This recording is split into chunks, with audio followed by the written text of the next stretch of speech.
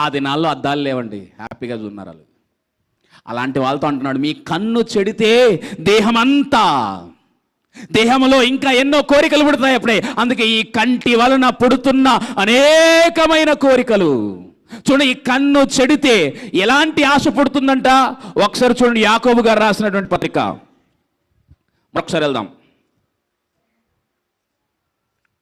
1 అధ్యాయము 15వ వచనం. కన్ను చెడితే ఆ కన్నులో ఏం పుడుతుంది తెలుసా? దురాశ. కన్ను చెడింది, దురాశ పుట్టింది. అందుకే దురాశ గర్భము ధరించి, నేత్రములో పుట్టిన ఆశ అది దురాశగా మారింది. అందుకని లోకంలో ఉన్నదంతా చెప్తాడు. 1 యోహాను 2వ అధ్యాయంలో ఈ లోకంలో ఉన్నదంతయో శరీరాశ, నేత్రాశ, అండర్లైన్ చేసుకున్నమాట. నేత్రాశ, నేత్రములో పుట్టిన ఆశ అది దురాశగా గర్భము ధరిస్తే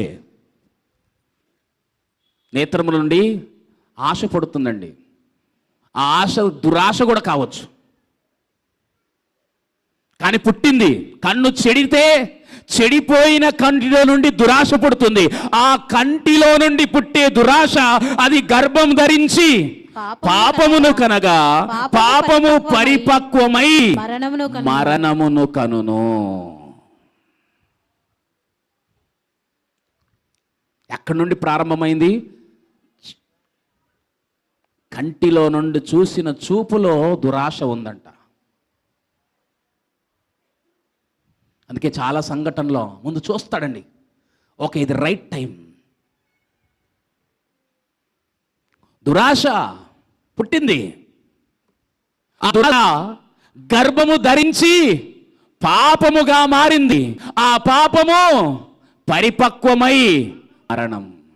ముందు తప్పు